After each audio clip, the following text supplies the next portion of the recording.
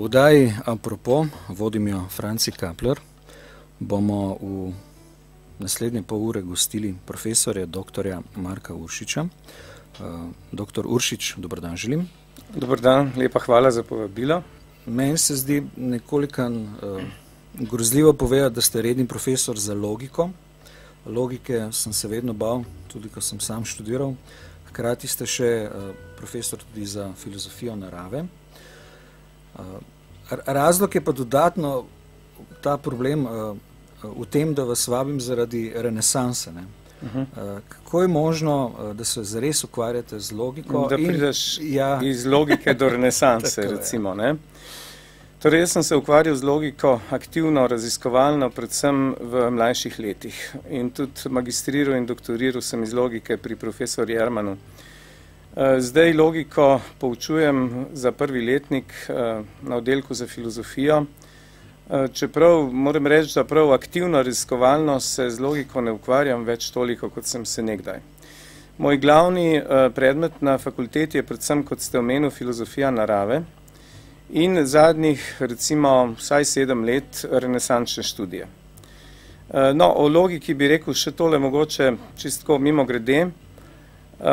Logika je lahko tudi zelo privlačna, nekaj, česar se ni treba bati. Podobno kot matematika. Jaz se spomnim iz gimnazije, to je bilo že davno, nekega matematičnega učbenika, ki ga je napisal še pokojni profesor Križanič, in moto v ta učbenik je bil ne boj se in ne sovraži, besede iz Mukerdžija. No, in to je bistvo stvari. Ne? Se pravi, tudi te formalne strukture, ki se nam zdijo tako nenavadne, tako strašljive včasih, ne, so lahko zelo nekaj privlačnega. In na tak način, no, zdaj ne da bi ravno s tem stkal nek most od recimo logike kot neke formalne znanosti do renesanse, ampak dejstvo je, da renesansa je zelo častila formo. Ne? Poleg seveda te izjemne vsebine, ki se je takrat razvila, ne? Ampak ravno forma in vsebina tudi v likovni umetnosti, pa tudi celotni renesančni kulturi sta bili v nekem krasnem ravnotežju. No, recimo način pisanja v latinščini, ne? Ja, način pisanja v latinščini, to je bil pač tradicija izročila srednjega veka. Latinščina je bila, tako rekoč, kar se danes reče, oziroma kar se je že v preteklosti rekel, lingua franca, ne? Danes to ni več franka, ampak je angleščina, pravzaprav ta jezik izobražencev, takrat je bila latinščina, ne, in to je bilo zelo praktično po svoje. V renesansi so sicer začeli že pisati tudi v nacionalnih jezikih, v pozni renesansi, teoretske tekste, recimo Giordano Bruno, ne, kot mogoče najbolj znan filozof v renesansi, je svoje najpomembnejše tekste napisal v latinščini. Medtem ko v Quattrocento, se pravi v 15. stoletju, v florentinski renesansi, sta recimo glavna predstavnika filozofije Marsilio Ficino in Pico della Mirandola pisala v latinščini. In razumel jo je tako rekoč ves svet, seveda tisti, ki jim je bilo dano to razumeti in ki so znali latinščino takrat. Ne? No, Pico je razlog najnega pogovora. V zbirki Tretji dan je šla pred časom knjiga o človekovem dostojanstvu. Ko človek to prebere, je seveda fasciniran v mnogih ozirih, začuden pa tudi v enem, namreč kako malo renesanse v slovenščini. Ne? Ja, Slovenci pravzaprav prvič nekako nimamo svoje lastne renesanse, ne? Tako kot jo imajo že, no, da ne govorimo o Italijanih pa Francozih, ampak kot že imajo Hrvati, recimo, ne? V Dalmaciji.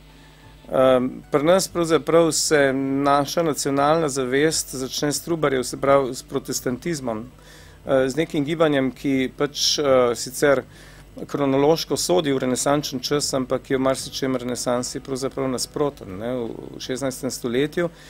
Zdaj, jasno, pač v nekem območju primorske tudi imamo lepe renesančne stavbe in tako, ampak renesansa ni prav zelo v naši zavesti nacionalni in mislim, da je to nek minus, da renesansa nosi, pa tudi ta spomin na renesanso nosi v sebi neko sproščenost. Pri nas se to govori o tej sproščenosti na raznih ravneh, tudi na političnem in tako naprej. Ampak tiste prave duhovne sproščenosti, ne, ki je eden od največjih dosežkov renesanse, ravno ni. Ne. Recimo, pod duhovno sproščenostjo predvsem razumem neko odprtost do sveta. Se pravi, nenehno nasprotovanje pač neke teze, neki antitezi ali pa neke skupine, ki zagovarja neko tezo in neke druge. Se pravi, ne te ločitve. Renesansa je bila velika ravno v povezovanju, se pravi v neki sintezi, v neki integrativni funkciji. Čeprav jasno, tudi v renesansi so bile zelo divergentne tendence, recimo v teh italijanskih mestih, kjer se je razvijala. Jasno, da so bili politični boji, da je bila neka raztresenost, to vemo tudi iz recimo Machiavellija, iz Vladarja in tako naprej. No, ampak mogoče zdaj, če se k Piku obrnem, Pico della Mirandola. Ja.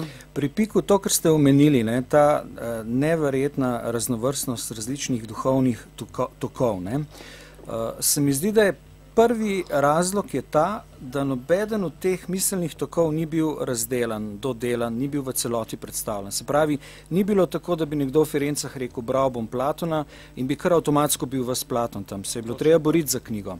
Za mnoge druge ravno tako, za mnoge pa sploh se ni dal do njih prideti. Skratka, vsi viri so sicer bili prisotni, ampak kot delno. To je bila prva gesta, ki jih je zaznamovala, se mi zdi. Druga je pa ena, ki se pa morda sploh ne omenja toliko. Židi so bili takrat v Evropi. In oni so živeli v Franciji, v Nemčiji, v Italiji, v Španiji in to zares. Židovska kultura je bila v bistvu povezana s krščansko do te mere, da je bila to ena kultura in židovski intelektualci, filozofi, rabini so intelektualno komunicirali z ostalimi. Danes je pa to, če današnji čas to primerjam, jih sploh ni na nek način. Oni so v Izraelu, potem imamo nekaj pisateljev, ki so še v evropski zavesti in konec. Reich Marcel Ranicki v Nemčiji je morda najbolj znan židovski literarni kritik in sploh kritik, ampak 5 ljudi pa več nimajo. Še nekaj stoletij nazaj je bilo bistveno drugače, v času Pika so pa oni bili. In se mi zdi, da je njega to v temelju določilo. To dvoje. Ja, lejte, najprej bom šel k temu drugemu vprašanju glede Židov oziroma Judov. Zdaj, tukaj jaz nisem kakšen poseben strokovnjak za zgodovino židovskega ljudstva in njegove duhovnosti, ampak dejstvo je, da je pač prisotnost tako pač konkretna populacijska kot duhovna Judov v evropski zgodovini zelo nihala. Se pravi, to preganjanja so bila že v srednjem veku, recimo v Španiji, pa so se selili potem iz Španije recimo v Flandrijo. En znamenit primer je družina slavnega filozofa Barucha de Spinoze, sicer to je bilo pozneje v 17. stoletju. No, pri Picu della Mirandola, se pravi pri tem pomembnem florentinskem filozofu iz 15. stoletja, bi se jaz strinjal z vami, da ta kozmopolitizem, ki je bil takrat v tem toskanskem prostoru in nasploh in tudi v Firencah predvsem, je nanj zelo učinkoval. In to, kar ste rekli, viri so bili sicer načelno dostopni, tudi mnoge knjige, takrat seveda ni bilo nekega interneta ali pa drugih komunikacij, pač elektronskih, gotovo, da ne, bile so knjige, se pravi, fizični objekti, treba je bilo imeti knjigo, da si prišel do relevantnih informacij. Mnoge knjige so sicer prišle, predvsem v drugi polovici 15. stoletja v Firence, tudi iz Bizanca, ki so ga osvojili Turki 1453 in pred to osvojitvijo so mnogi intelektualci iz grški, so prinesli sabo tudi knjižnice svoje v Firence, v Rim. To je bil pomemben impuls za italijansko renesanso, zelo pomemben. In zdaj, problem je bil pa seveda znati brati to, ker srednjeveški izobraženci, se pravi, pred renesanso so večinoma znali torej, latinsko. Latinščina je bila tisti jezik učenjakov, grščino so znali redki. In zdaj prva stvar je bila tudi prevesti recimo celotnega Platona. Tega velikega dela se je lotil Marsilio Ficino, nekoliko starejši Pikov sodobnik in tudi glavna figura, utemeljitelj tako imenovane Platonske akademije v Firencah v Quattrocentu, druga polovica 15. stoletja.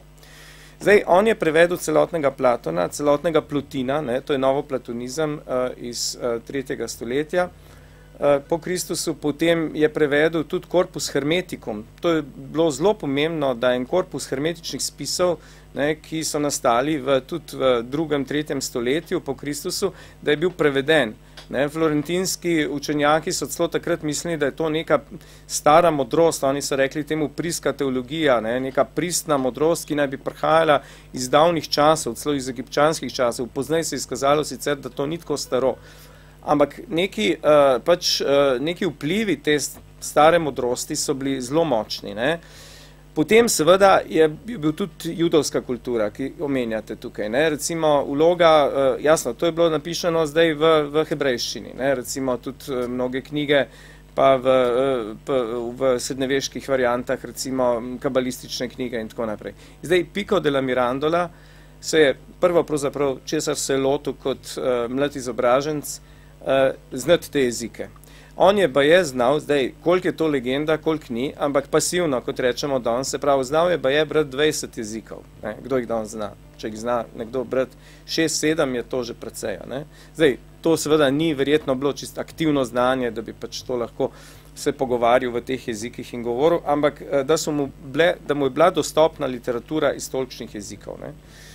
In zdaj, on je bil grof iz Mirandole, blizu Mantove in je prišel v Firence, bil je tudi sorazmerno premožen in ena od njegovih glavnih, ko bi rekel, potez, glavnih pač nalog, ki si jih je zadal, je bil organizirati en koncil, cerkveni zbor na njegove lastne stroške, ker je bil vendarle bogat, čeprav pač verjetno bi si izčrpal finance s tem, do tega ni prišlo, v Rimu, v samem Vatikanu. To je bilo 1486, kjer naj bi se v Rimu sestali teologi, filozofi različnih veroizpovedi, se pravi tako katoliki kot pravoslavci, seveda protestantizma še ni bilo, kot judovski teologi, ne, kabalisti, muslimanski teologi in tako naprej. V tej ideji, te sprave, ne, recimo neke verske in hkrati tudi intelektualne filozofske sprave, ker tudi filozofi naj bi tam nastopali, je nekaj zelo sodobnega. Ne. Recimo nekaj, kar je pravzaprav po čemer lahko rečemo, da je pač Pico direktno naš sodobnik, čeprav nas pač loči od njega v času 500 let. Ne. Prav, ta poskus na kakšen način vzpostaviti neko spravo, nek verski mir v nekem svetu, ki je bil že takrat zelo razdeljen in ločnice so v precejšnji meri potekale po teh religioznih šivih in razpokah. Ne.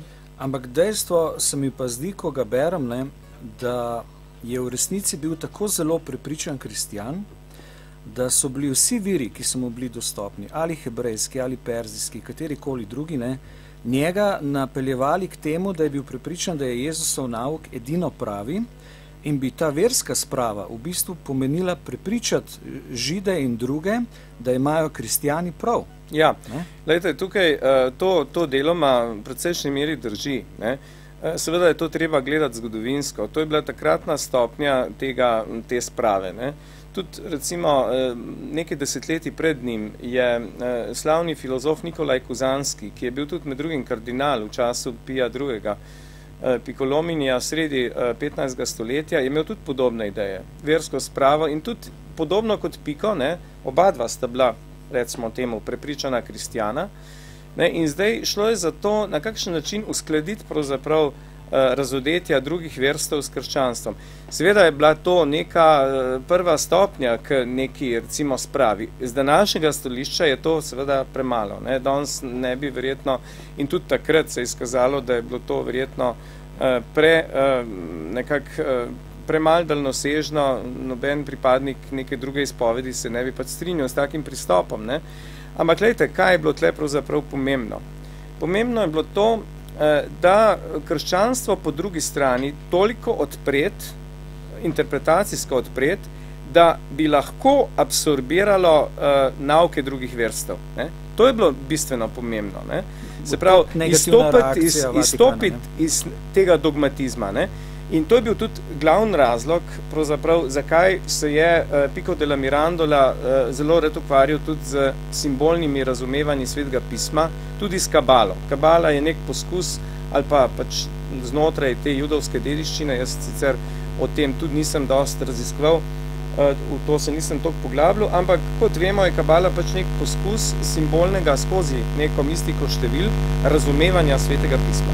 In to je pika navdušila, zato ker on je videl v tem neko možnost razširitve te interpretacije. Med drugim je napisal tudi leta 1489 nek spis z naslovom Heptaplus. To ime, torej ta naslov tega spisa pride to je 6 dni stvarjenja v biblični genezi.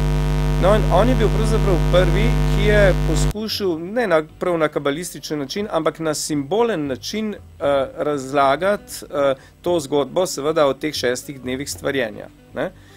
Zdaj, z današnjega stališča, seveda, krščanska teologija to nekje razume kot nek pač simbolni diskurs, ne? Verjetno se ni zgodilo ravno tako, ne? V 6 dneh, ko dni še sploh ni bilo. Ne?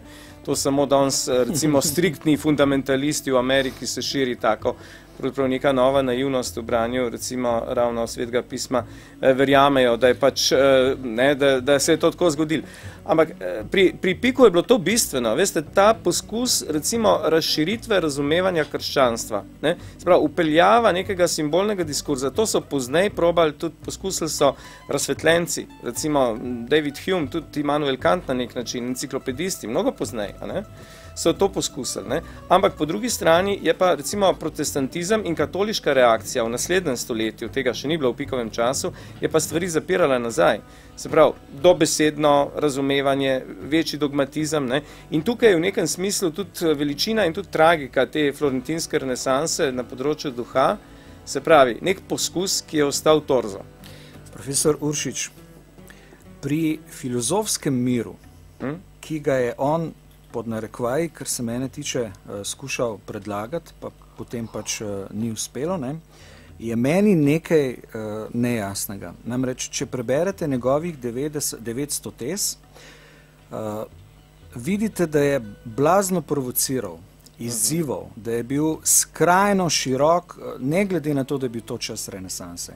Da je imel direktno citate, ki so bili v očitnem nasprotju s cerkvenim naukom.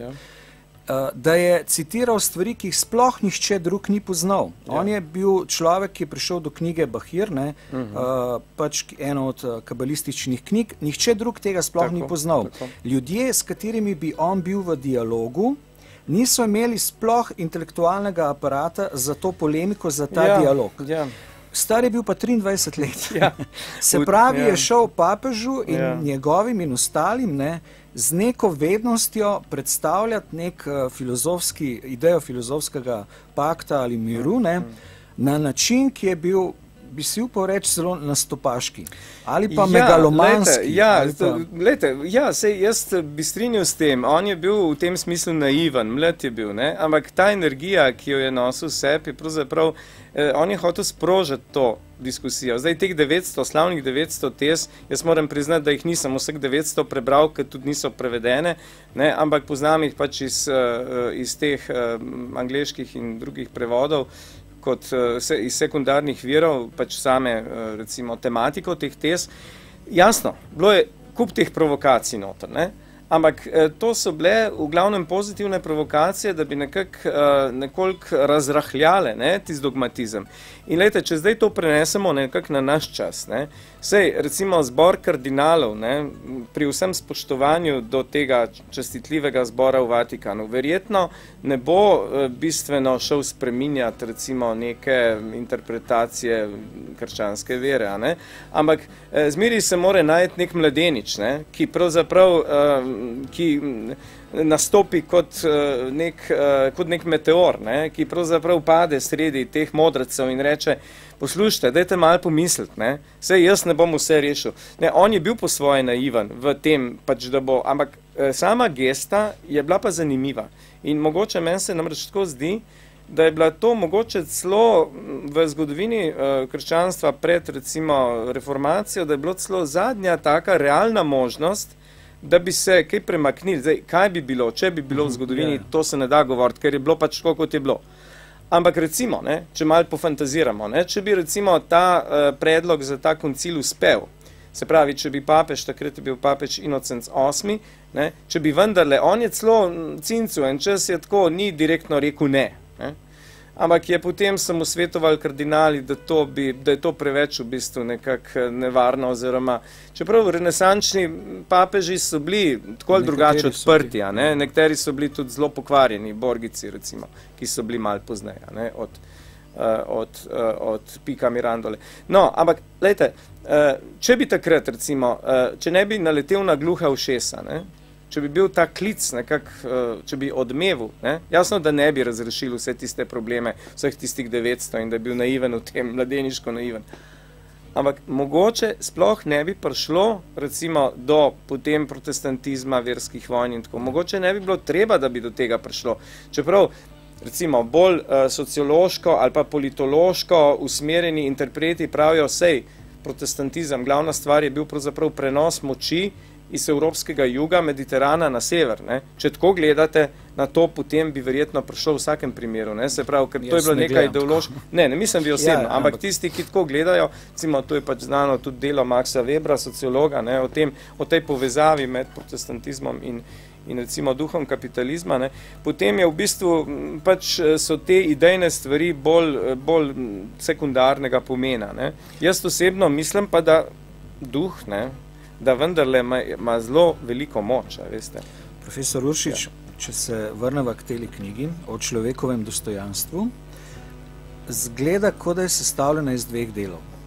V prvem delu je izreden hvalospev človekovi svobodi, veličastvu njegove svobode, njegovi možnosti, da se sam odloči, kdo bo, kaj bo, kako bo, do točke, ko v bistvu ne veš točno, kateremu času ta hvalospev pripada. Lahko bi bil recimo iz nekega zbora grške antike, lahko bi bil iz današnjega časa, avtor bi bil lahko kdorkoli od Kierkegaarda in tako naprej. Ampak potem je pa drugi del teksta, o katerem pa evropska filozofska tradicija v bistvu ne govori. Kot da ga ni. V tem drugem tekstu pa, če ga gre človek natančno brati, in to je zelo težaven tekst, ne, je pa neverjetno veliko simbolov iz kabale in drugih mističnih tekstov, ne, in vse to povrh vsega še interpretirano. Ne. Se pravi, ne samo, da ni tako, kot je bilo originalno, ampak tako, kot je Pico razumel. Ne. In ta drugi del se sedaj spusti, vsa filozofska tradicija hvali prvi del, od Kanta naprej pravijo, naj bi bil uveljavljen ta naslov o človekovem dostojanstvu.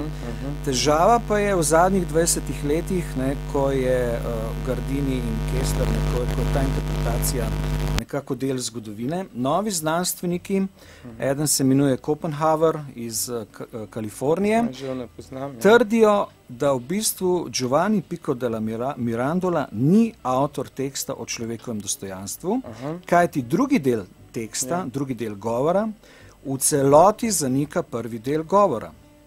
Kajti kdo bi hotel in želel biti svoboden človek, tako da bi se moral odreči svoji fizični biti, se približati Bogu tako, da bi se v bistvu odrekel sam sebi.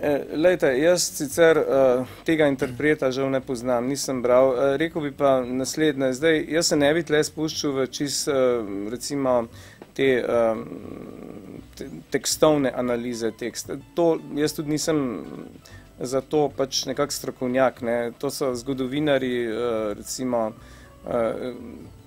misli, zgodovinari virov in tako naprej, lahko raziskujejo, če je to isti avtor ali ni, ne. Se pravi, če je prelomljen na pol ta znameniti govor. No, jaz bi rekel tako, da vsebinsko gledano se meni zdi to uskladljivo, predvsem v renesančnem času uskladljivo. Se pravi, ta človekova svoboda, ki je v samem naslovu, ki je bistvo človekovega dostojanstva, tudi po Picu della Mirandoli, je v renesansi uskladljiva s temi simbolnimi, tudi magičnimi elementi, ki tukaj nastopajo. Ne, ker recimo že sam pojem tako imenovane bele ali naravne magije, ne, ki je ukvarjal se s simboliko, ne.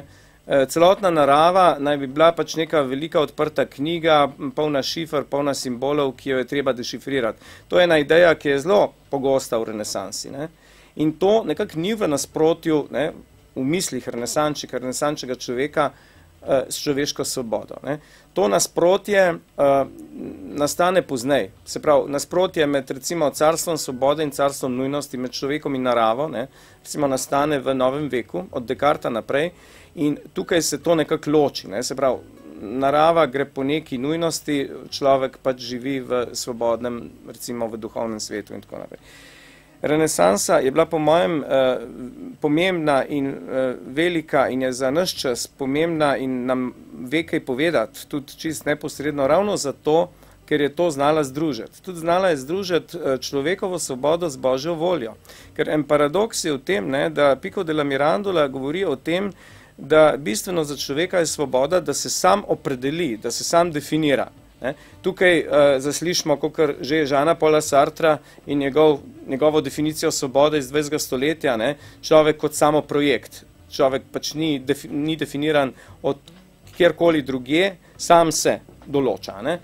Ampak ni to, ne. Se pravi, Sartre je ateist, ne, bil, ne, ki ni verjel v neko višjo inštanco, ne, recimo Boga v nek božanski smisel. Pico della Mirandola v renesansi je pa to združeval. Celo Bog je tisti, ne, ki je človeku dal to neomejeno svobodo, da se lahko definira, da je postavljen pred dilemo, ali lahko tudi propade. Lahko pa pač se duhovno uspne. Ne. Tako da, jaz ne vem, zdaj, jaz sem malo drugače bral kot vi, mogoče tudi verjetno zaradi pač različnih interpretacij. Ta tekst, to je bil nagovor pravzaprav na tem nesojenem koncilu, to je bilo mišljeno, ne, za to 1486, o človekovem dostojanstvu, to naj bi prebral pač tem znamenitim pač modrecem in teologom in filozofom, ki naj bi prišli tja, pa niso potem, ne. In meni se zdi pravzaprav sorazmerno enoten kot tekst, to se pa strinjam z vami, da v njem so z današnjega stališča precej divergentne tendence, ki pa niso bile tako divergentne, tako različne iz renesančnega stališča. No, da ne bo nesporazum, jaz mislim, da ta ameriški profesor popolnoma zmotno interpretira. Absolutno se strinjam z vami, ne. Pri Piku, recimo, ni nobenega vprašanja dvoma o Bogu. To je a priorno dejstvo. O tem se sploh ne pogovarja, niti se ne sprašuje. In ta drugi del teksta v bistvu samo razlaga njegovo osebno, njegovo lastno interpretacijo njegove svobode. On bi kot svoboden človek, kot se razume, želel priti do takšne stopne kontemplacije, pravi preko prestolov, kerubinov, angelov in tako naprej. To je pač jezik kabale, ki ga je on poznal, ostali ne, da bi se združil z Bogom. Ne. In to se vidi skozi celo njegovo življenje. Namreč on proti koncu življenja, in to je bilo bistveno prekratko, skoraj da vstopi v samostan. Se pravi, je razmišljal tudi o tem, da bi svojo filozofsko držo, ali pa svoj življenjski stil, ki je bil očitno zelo mogočen, zamenjal za neko kontemplativno držo. In hkrati je on to razlagal kot osebno človekovo svobodo. Se pravi, ima ta profesor narobe in je ta naslov ustrezen, čeprav je, kot ste tudi vi zapisal, redakcijski. Tega govora ni niti objavil, niti mu ni dal sam tak naslov. Tako, lejte, to, da je razmišljal tudi o posvetitvi in o kontemplativnem življenju Pico della Mirandola, da je mislil tudi osamostaniti, to je nekje značilno, ne, sej, mislim, zelo blizu, veste, samostan je bil v tem renesančnem času pravzaprav nekaj bolj odprtega, kot je danes, seveda odvisno od reda, ne, v katerega si vstopil, ne. Sam znani so recimo slikari, ne, fra Filippo Lippi, ki je recimo bil meniha, ne, pa je bil velik ženskar, pa je hodil okrog, pa je slikal Madone, pa je imel žive recimo modele in podobno, ne, to, tako da tukaj drugo je recimo sama ta usoda Pica della Mirandole, umrl je pri 31 letih, se pravi zelo mlad, leta 1494, prav na isti dan, ko so Francozi pod vodstvom Karla VIII. Zavzeli brez boja, sicer zavzeli Firence. No, in tukaj so razne zgodbe o tem, kako naj bi umrl, nekateri domnevajo, da je bil ubit, ampak to ni dokazano, ne. Se je pa pred smrtjo deloma, samo deloma, ne povsem približil znamenitemu pridigarju Savonaroli, ki je vladal 4 leta v Firencah, potem od 94 do 98. In v tem času je mogoče pač so ga obhajale te misli, ne. Tako da, no, ampak če se vrnem še na tisto, ko govori recimo o pač angelih in serafih, kerubih, tronih, se pravi, ta dikcija, veste, to je sicer deloma kabalistična, ampak predvsem je pa to izhaja iz Dionizija Areopagita, to je njegova, pač to je en mislec iz 6. stoletja in njegova hierarhija angelov, ne, je bila pravzaprav nekaj dokaj znanga v tistem času. Ne. To so vedeli tudi drugi. Ne. To je bila neka dikcija, v bistvu v renesansi postajajo to neke vrste simboli. Ne. Sprav, ne verjamejo več direktno v to, da je to neka realna hierarhija. Ne. Hierarhija v nekem duhovnem, simbolnem pomenu. Kar pa se tiče vere v Boga, pa jasno, renesansa kot celota ni dvomila v Boga, tako kot poznejši novi vek. To se je začelo z osvetljenstvom. Ampak bistven premik v renesansi je bil nečem drugem, ne? Da je Boga predvsej bolj iz neba recimo približala zemlji. Ne? To se vidi tudi v umetnosti, v slikarstvu. Se pravi, tudi čutnost, ne, zasije na nov način. Ne? Čutne vsebine, ki so bile recimo v srednjem veku zgolj del neke ljudske umetnosti, a ne, postanejo del visoke umetnosti. Mitologija, recimo pri Botticelliu, ki je zelo nekje blizu, ne, po svojem tudi osnovnem občutju sveta in kako je sliku, ne, Pico della Mirandoli, ne, poganski motivi, Primavera, Venera, Mars in tako, pridajo v visoko umetnost, ne. Se pravi, renesansa ni daleč od tega, da bi bila ateistična, ampak skuša, vsaj ta zgodnja renesansa, se pravi renesansa pred nastopom protestantizma, skuša florentinska renesansa nekako razširiti duhovno obzorje krščanstva. Ne. Se pravi, ne več razumeti krščanstvo samo v tistem smislu, ne, da je svet pač neka solzna dolina, nek prehoden ko bi rekel, neko prehodno nepravo domovanje človeka, da je človek nenehno napoten onstran k Bogu, ne? Ampak renesansa odkrije svetlobo, duha in vrednost tega sveta. Ne? S tem pa ne zanika Boga, ampak tudi so potem razne tendence k tako imenovanemu panteizmu, ne? Sicer beseda panteizem je poznejša, ampak recimo v pozni renesansi imate Giordana Bruna, velikega upornika, heretika, ki je bil 1600 sežgan na Grmadi, ne?